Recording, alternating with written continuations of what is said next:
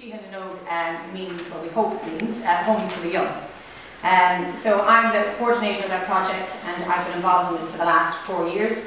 And along with me today is Cian Crehan, who's a youth worker. Hand up, Cian.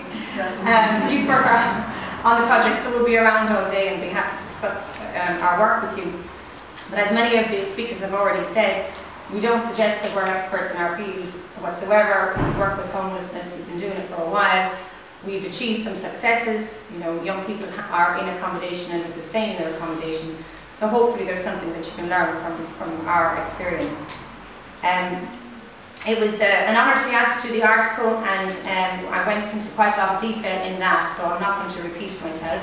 But in there I covered quite a lot about the background to the project, the objectives, the challenges, the principles and the outcomes. So there's a lot there.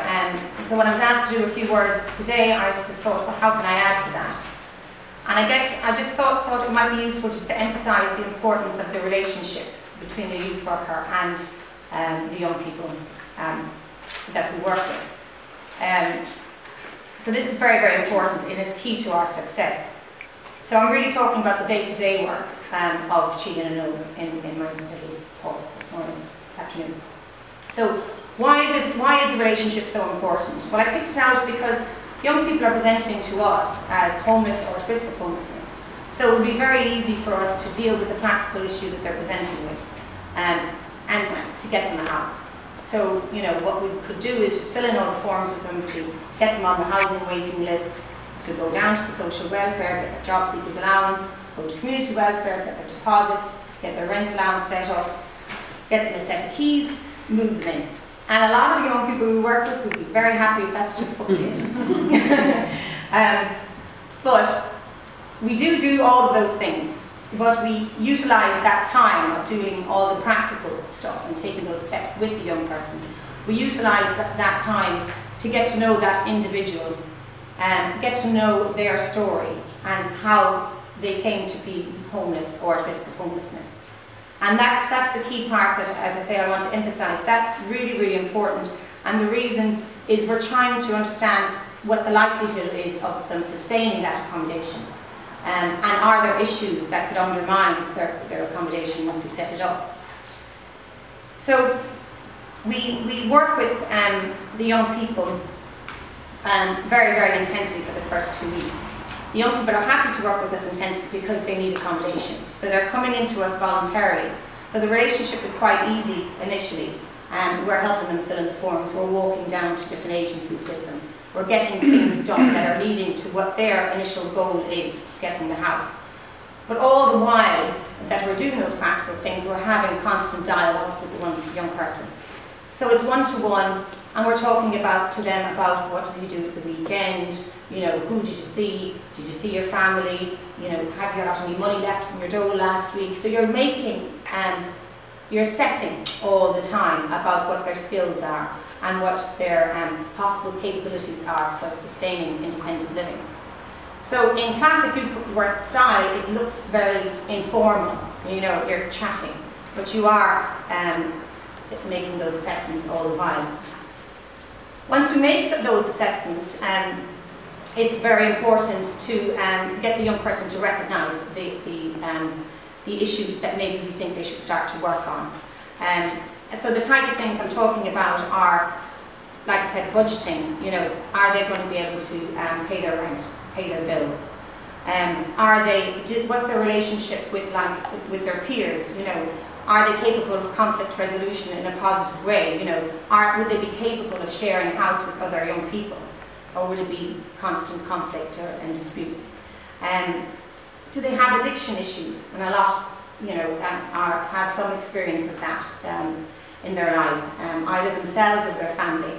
And what's their mental health like? What's their general well-being like? You know, what we're also very conscious of is we don't want to move a young person into independent living, a one-bedroom flat, and then they become completely isolated, which can happen all too easily. So we're trying to get behind the issue all the time.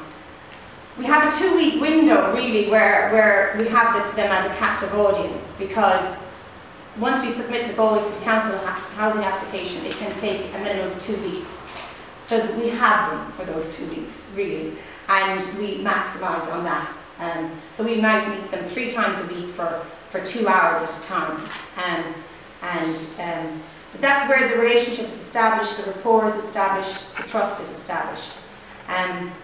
Just to give an example, I had a young man come into me not so long ago, and he said, I want to move house. I want a new house. And I was, why? Because I have a girlfriend and I'd like to have somewhere nice to bring her. So, okay, where do you live now? I live with my mum in a 3-bedroom house. And it was just the 2 of them. That in itself didn't suggest he needed intensive support and guidance from us or even a house.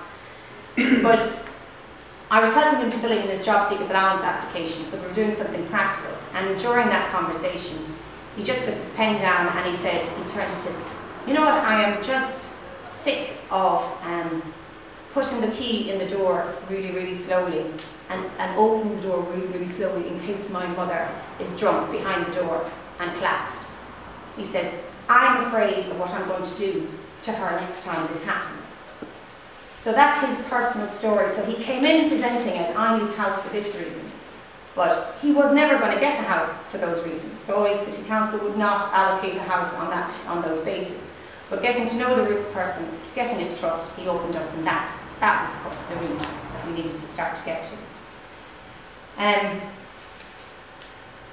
I've gone completely off my cards, but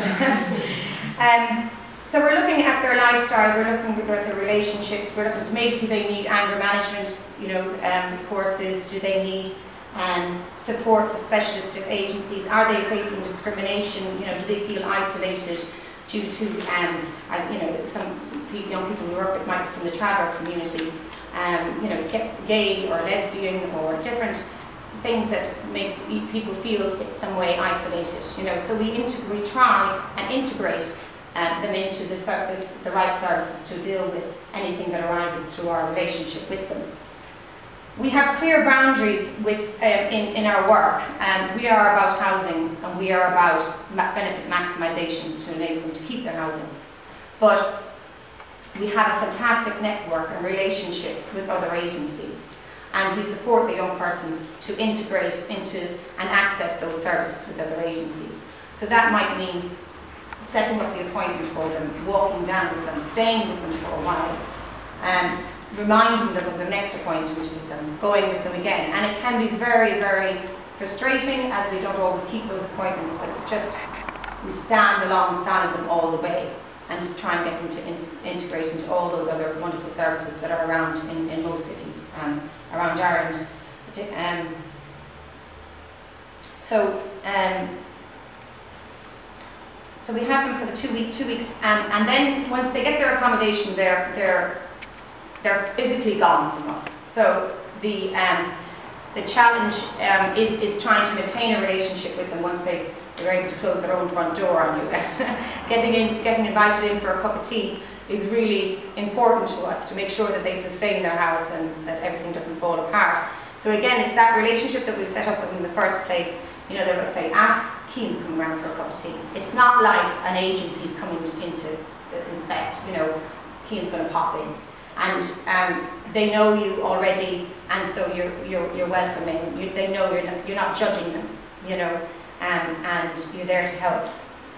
So by having that positive relationship, the young people, we can take a step back, but we know the young people will call us if they need us. And so the young people will also know, hopefully, from our intervention, individuals and other agencies. So it's not just like we're sending you down to the drop-in centre. They'll know Natalie's down at the drop-in centre. They'll know, that if they go to Jigsaw for who specialises in mental health, they can see Karen down there. So social inclusion for us is really aided by the relationships that we help the young person, hopefully, to develop in their own community, and so they can remain included in their own community.